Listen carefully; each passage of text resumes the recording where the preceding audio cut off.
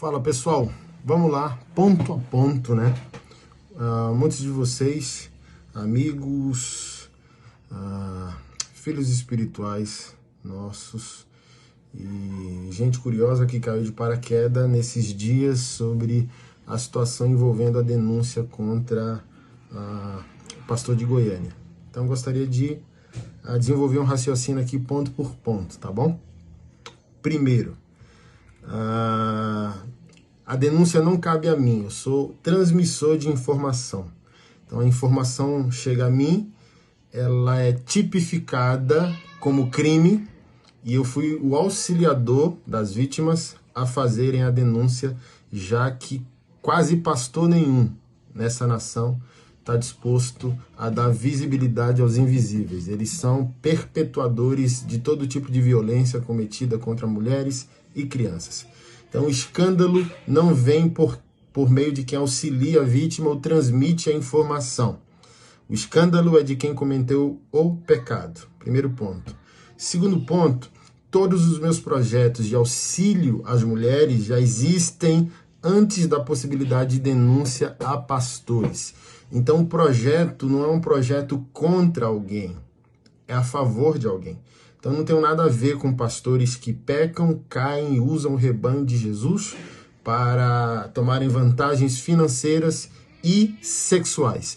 Então, nós já temos aqui em Brasília 25 projetos sociais e missionários. Dentre eles, trabalhar com a recuperação de homens que cometeram violências, que são machistas, que destroem suas famílias e filhos e por aí vai. Os projetos com as mulheres que nós temos aqui, a Escola Boaz, que é uma escola de artes marciais, onde nós graduamos mulheres no Krav Maga, Muay Thai, boxe e Jiu-Jitsu.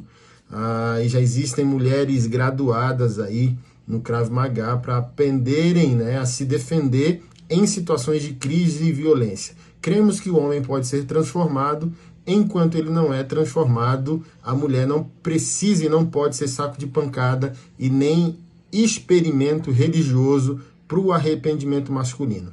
Temos também a Casa Curi, que é uma casa de cuidado terapêutico e espiritual para mulheres que sofreram todo tipo de violência física, patrimonial, emocional e sexual, ok?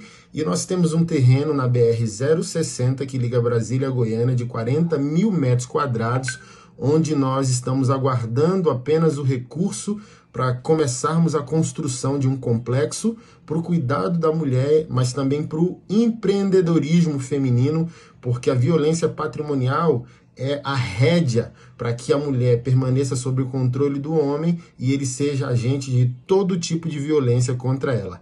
Então, os nossos projetos não caíram de paraquedas, tá bom? É só uma narrativa de quem está sendo confrontado, de quem foi convencido pela essa narrativa que essas pessoas fizeram.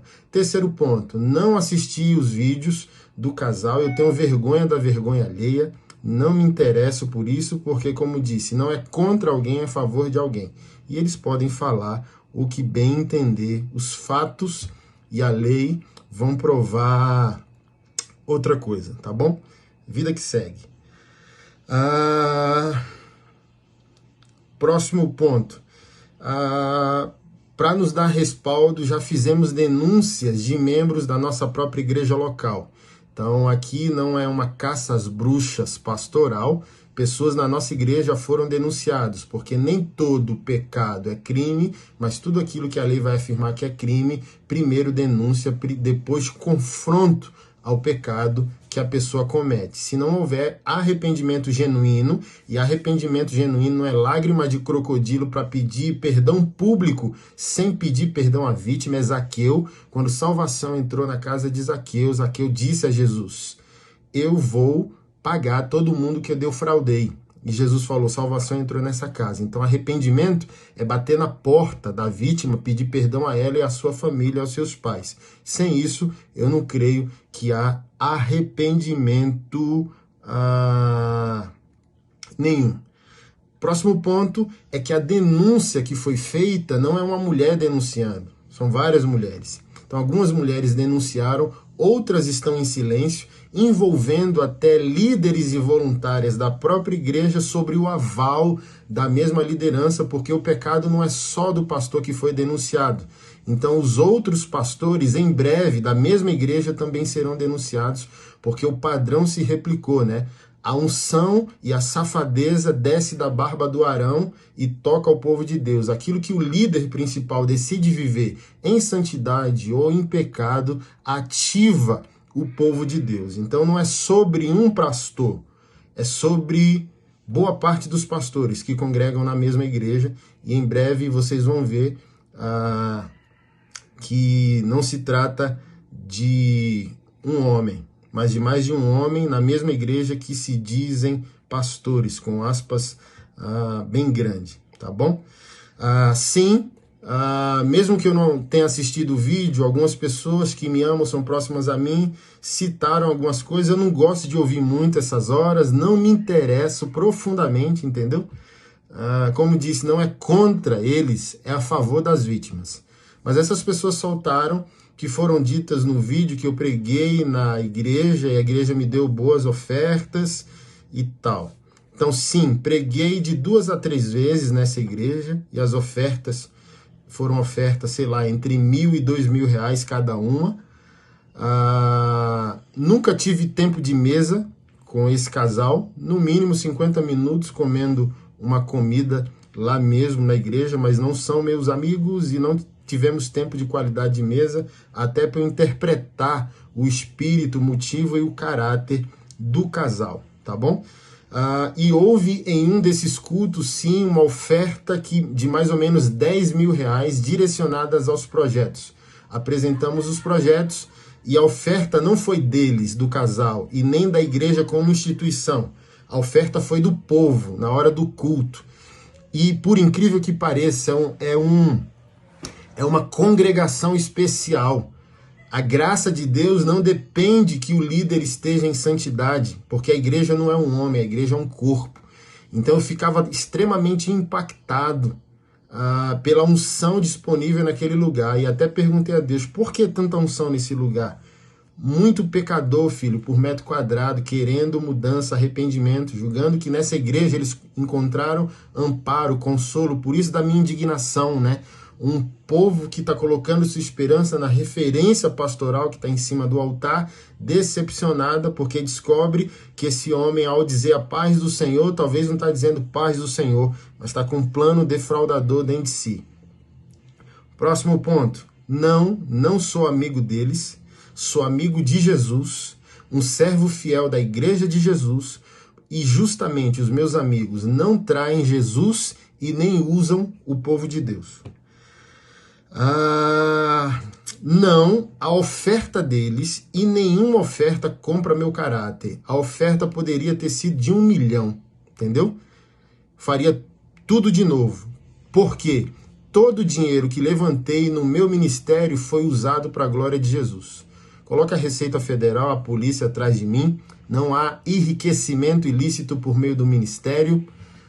Mapeia aí, não tem patrimônio em meu nome. Eu sou um pastor, eu sou um homem íntegro, eu sou um homem da igreja, eu sou um homem do ministério. Então todo o dinheiro que eu faço no ministério é usado no ministério. Então eu não vou a uma igreja pregar porque eu tenho um compromisso moral com o pastor daquela igreja, mas com o povo de Jesus que congrega ali. Então a igreja pode ser um pau de galinheiro, um bordel, eu irei, porque não é sobre que tipo de líder está ali, é sobre o rebanho de Deus que precisa de direção bíblica. Então, nenhuma oferta comprou e nenhuma oferta vai comprar meu caráter. Eu não sou amigo de vocês por causa do dinheiro ofertado a mim e por causa do dinheiro ofertado aos projetos. Sai da Disneylandia Gospel, tá? Próximo ponto. Justamente esse o motivo de operar do gospel. É o lobby gospel, é uma gangue invisível. As ofertas tendem a silenciar o ministério profético, para que nessas horas de confronto ao pecado, essas pessoas tenham um bloco de resistência, pessoas, líderes que encubram. A minha ira é justamente essa. os pastores atuais estão falando de amor e graça não porque eles creem, mas porque eles querem ser protegidos em momentos como esse, entendeu? E quanto mais amigos eles compraram por meio do dinheiro, uma oferta de 2.000, 3.000, 5.000, 10.000 reais, eles compram a opinião desse pastor para que eles sejam defendidos em momentos como esse. E comigo não rola. E esse é um dos motivos pelos quais eu saí do gospel. Então você vai aí no meu IGTV e você vai ver 3 vídeos no qual eu explico por que eu saí do gospel. E é justamente isso. Eu posso afirmar para você que 80% da liderança da igreja brasileira, irmão, do pop, do gospel, é caída. Não tem caráter, vive em pecado, imoralidade sexual, mas é lucrativo, irmão, é muito dinheiro. Então essas pessoas não amam Jesus e não amam o rebanho. É um bom negócio. O dinheiro da igreja é o dinheiro mais fácil de se ganhar. Essa é a questão. Próximo ponto. Todos os pastores e líderes e cantores gospel que amenizam uma situação como essa são canalhas morais semelhantes. Porque boa parte desses pastores e músicos hoje estão comprometidos moralmente, todo mundo sabe. O gospel sabe quem é quem. Eles sabem que boa parte deles não é do reino, não tem integridade, não é obreiro aprovado, são cães fraudulentos, como disse Paulo. Paulo disse, eu falo com lágrimas, existem inimigos da cruz, como líderes da igreja da igreja onde Paulo estava escrevendo essa carta. Próximo ponto.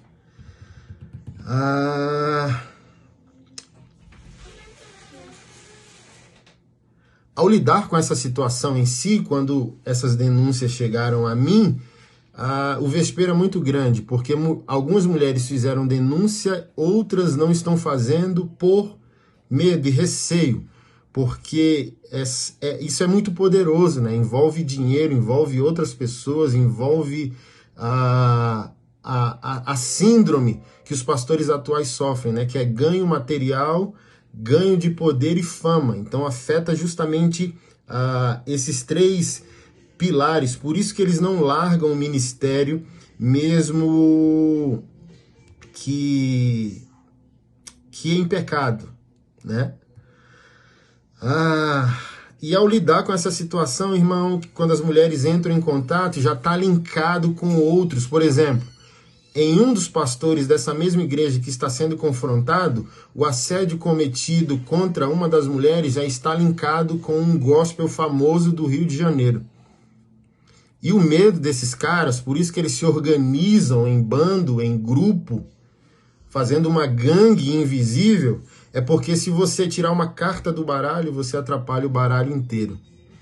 Ao confrontar você desmonta o esquema onde todo mundo ganha no final do mês. Então, não mexer com é não mexer com o ecossistema que de alguma maneira faz pingar dinheiro e muito dinheiro na conta de todos envolvidos no mundo gospel. Porque o mundo gospel é um anti-evangelho. O mundo gospel, irmão, é um lobby, é um tipo de gangue invisível, entendeu? Esse negócio funciona, a gente não percebe, mas é lucrativo para muita gente. Por isso que mesmo em pecado, bandas, cantores e pregadores não querem largar o osso.